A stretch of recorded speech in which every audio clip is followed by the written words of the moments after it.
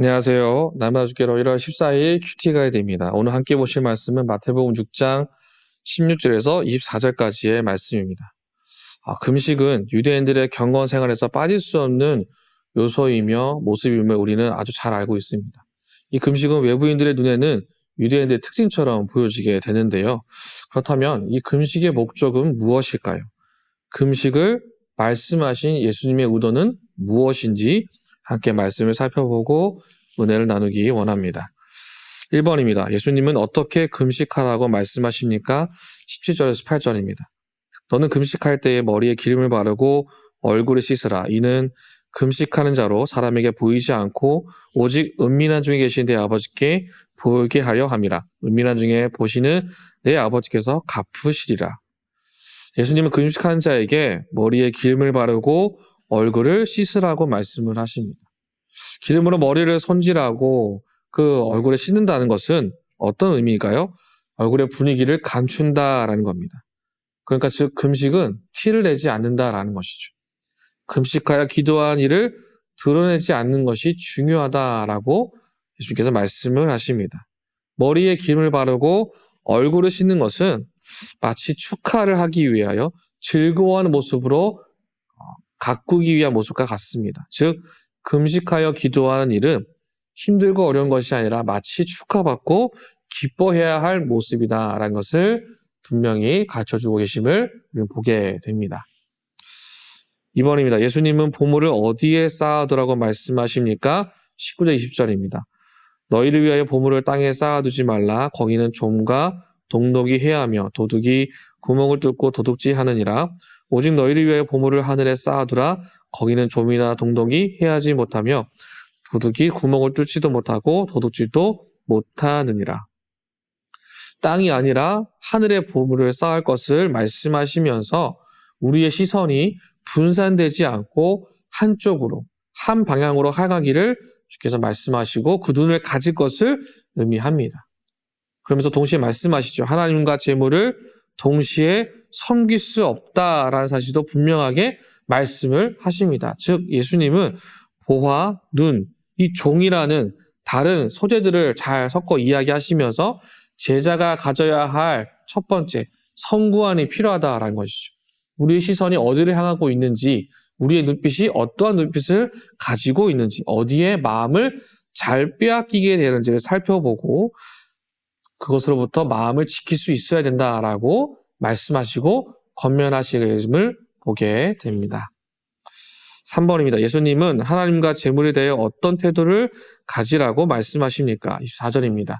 한 사람이 두 주인을 섬기지 못할 것이니 혹 이를 미워하고 저를 사랑하거나 혹 이를 중히 여기고 저를 경히 여김이라. 너희가 하나님과 재물을 겸하여 섬기지 못하느니라. 앞에서 보았던 것처럼 아주 자연스럽게 그 내용이 계속해서 연결되어 있음을 보게 됩니다. 24절에서 두 주인을 섬기는 그 두 마음을 언급하시면서 이는 22절과 23절에 이야기한 것처럼 한 방향의 마음과 비교하여 설명하고 있음을 보게 됩니다. 한 방향으로 향하지 않고 분산된 눈을 가진 사람은 결국 두 주인을 섬기는 것을 의도하고 있다라는 것이죠.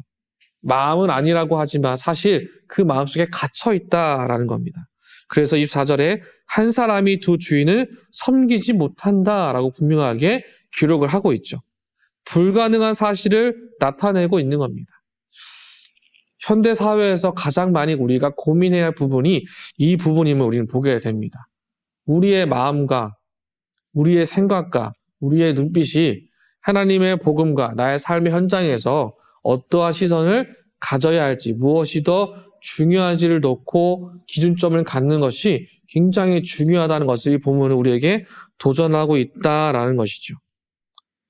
그래서 우리가 기억해야 할 것은 우리가 가지고 있는 이 믿음이 확실하고 정확한 방향을 갖는 것이 가장 중요하다라는 것을 본문은 우리에게 보여주고 있음을 보게 됩니다. 4번입니다. 예수님께서 하나님과 재물을 겸하여 섬길 수 없다고 말씀하신 이유가 무엇인지 묵상해 봅시다. 여러분, 고대 사회에서 종은 고용된 신분이 아니라 주인의 재산의 목록에 들어가는 소속을 가지고 있었습니다. 종에게는 이 주인, 저 주인 섬길 수 있는 선택권이라는 것이 존재하지 않았습니다. 즉 저에게는 한 가지의 길만 놓여 있었다라는 거예요. 자신의 편의와 자신이 하고 싶은 것을 계획하여서 이 사람 저 사람을 만나는 것이 아니라 오직 하나밖에 없었다라는 것이죠. 선택권이 하나밖에 없었다라는 거예요. 하나님을 섬기는 길과 재물을 섬기는 일 두 가지를 동시에 두고 고민할 이유가 없는 하나의 길만 있었다라는 것이죠. 우리가 기억해야 할 것은 우리가 이 땅에서의 어떤 사람의 종은 아니지만 하나님의 이름 앞에 속한 자라면 우리에게도 동일하게 하나의 길만 주어지지 않을까요?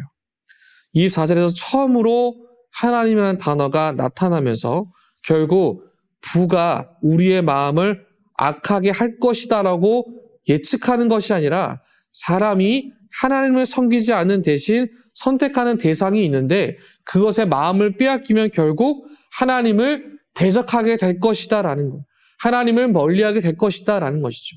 사랑하는 성도 여러분, 이 아침에 우리의 마음이 오직 한 길로 이루어져서 하나님을 대적하지 않고 하나님을 쫓아가는 우리 모두가 되시길 간절히 소망합니다. 그래서 오늘 하루를 살아가시면서 주가 내게 주시는 오직 하나, 그 한 길을 기억하시면서 주님과 멀어지지 않고 하나님과 가까워지는 은혜가 이 아침에 함께 하시기를 주님의 이름으로 축복합니다.